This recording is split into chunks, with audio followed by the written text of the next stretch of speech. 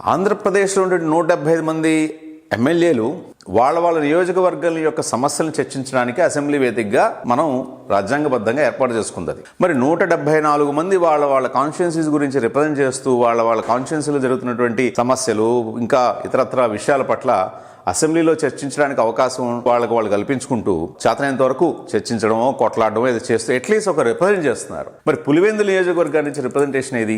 పక్కా అభివృద్ధి జరిగిపోయిందా అంటే ఇంకా పులివెందుల్లో ఇంకా అభివృద్ధికి అసలు ఆస్కారమే లేదు, ఇంకా చోటే లేదు, ఇంకా అక్కడ అభివృద్ధి చేయడానికి ఏముంది, అంతా అయిపోయిందన్నంత అభివృద్ధి చెందిందా అది? మరి ఆ నియోజకవర్గపు ఎమ్మెల్యే అయినటువంటి జగన్మోహన్ రెడ్డి అసెంబ్లీకి రాకపోవటాన్ని ఎందుకు చట్టపరమైనటువంటి చర్యలు తీసుకోవట్లేదు? ఇప్పుడు ఉన్నటువంటి స్పీకర్ అయ్యన్న పాత్రుడు గారు ఆయన ప్రతిపక్షంలో ఉండగా అంటే పోయిన గవర్నమెంట్లో తారాజువలాగా పేలిపోయేవాడు కదా ప్రతిరోజు వైసీపీ ప్రభుత్వం మీద. మరి ఇప్పుడు ఇవాళ మీకు అధికారం వచ్చింది కదా, మరి ఇప్పుడు ఎందుకు చర్యలు తీసుకోవట్లేదు?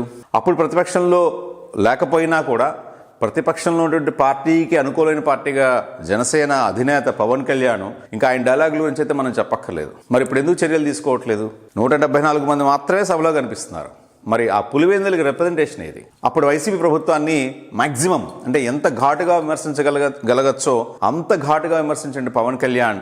మరి వాళ్ళ అదే గంజాయి గురించి ఏం చేస్తున్నాడు? సాక్షాత్తు ఆంధ్రప్రదేశ్ స్పీకర్ అయినటువంటి అయ్యన్న పాత్రుడు గారి నియోజకవర్గం నర్సీపట్నం ఏదైతే ఏజెన్సీ ఏరియా ఉందో అక్కడ యథేచ్ఛగా గంజాయి పంట సాగుతోందనేది విశాఖపట్నం పోలీసులు బాహాటంగానే చెప్తున్నారు. మరి దాని మీద చర్యలేవి?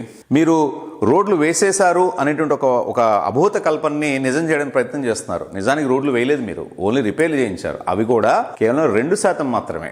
అధ్వాన్నంగా 2019 నుంచి 2024 మధ్యకాలంలో అధ్వాన్నంగా మారినటువంటి రోడ్ల పరిస్థితి బాగుపడింది ఓన్లీ 2% మాత్రమే. మీరు రాష్ట్రం అంతా పర్యటించండి, ఎన్ని స్క్వేర్ కిలోమీటర్స్ వస్తాయో చూడండి. అందులో రోడ్లు ఎంతవరకు రిపేర్ అయినాయి? కొత్త రోడ్లు ఎలాగో ఎక్కడ రాలేదు, ఎక్కడెక్కడో చెదురుమదురు సిమెంట్ రోడ్లు వచ్చే తప్పిస్తే కొత్త రోడ్లు ఎక్కడ రాలేదు. అప్పుడు 2019 నుంచి 2024 మధ్యలో ఏ పరిస్థితులు అయితే ప్రజలు చాలా ఇక్కట్లకి, చాలా అసహనానికి, చాలా అసౌకర్యానికి గురయ్యారో ఆ పరిస్థితులు ఇప్పుడు 2024 జూన్ నుంచి ఇప్పుడు 2025 అక్టోబర్ వరకు ఈ సంవత్సరాల కాలంలో బాగుపడినటువంటి పరిస్థితులు ఏమున్నాయి?